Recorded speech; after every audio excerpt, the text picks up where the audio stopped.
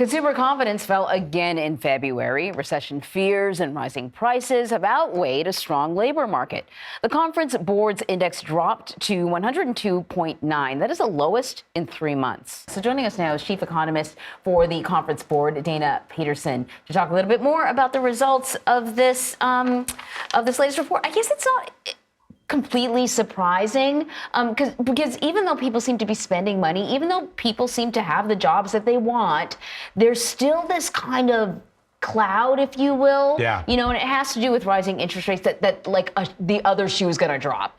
What are some of the reasons behind why the index dropped again?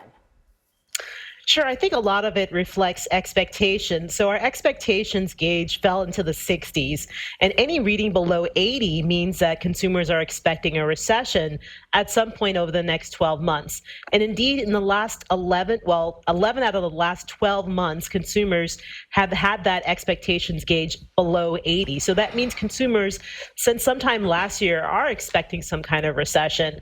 And certainly they're concerned about their future wages, they're concerned about income, they're concerned about whether or not they'll have jobs and whether business conditions will be favorable for them.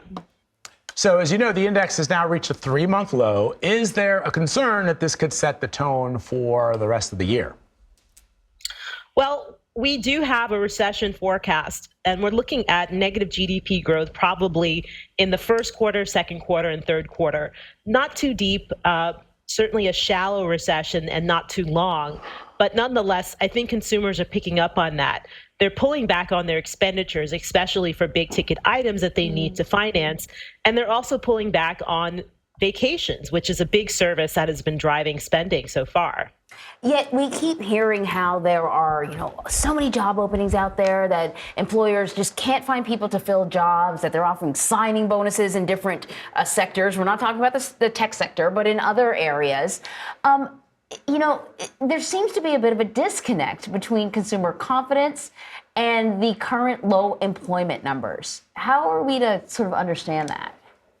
Sure. The reason why there are so many labor shortages is because many baby boomers are leaving the labor market. So there are not enough workers, younger workers, to replace them. And so people have the option to quit, find new jobs, up their wages. But even with all that, interest rates are rising. So it makes a lot of things more expensive. And let's not forget about inflation. That's why the Fed is raising interest rates. Things like food, gasoline, even housing are very expensive. And that's going to weigh on the ability for consumers to spend, even though they have, most of them are working and some of them have seen increases in their wages. All right, so we know that it's become incredibly difficult to purchase some of those staples that you mentioned, food and gas and the like, but where are we seeing consumer demand remain strong, or at least even increasing? Well, the data have been mixed. Certainly in November and December, consumer spending was quite weak. And then in January, we had a blockbuster number in terms of consumption.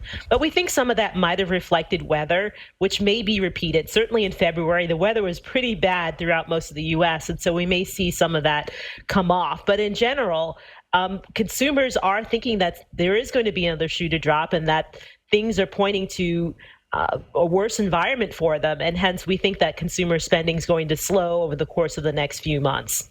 Dana, you're an economist, and so this must be either a very interesting or frustrating time for you, because so many of the indicators that we normally look at that we think, should predict X, Y, and Z, it's not working out that way.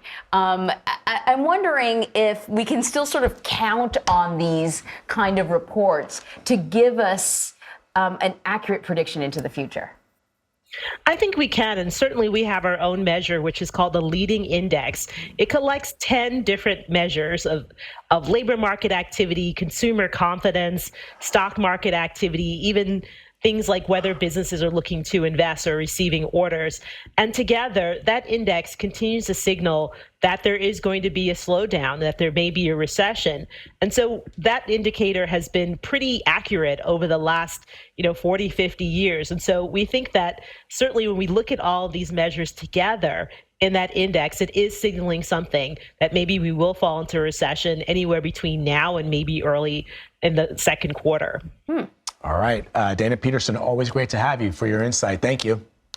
Thank you.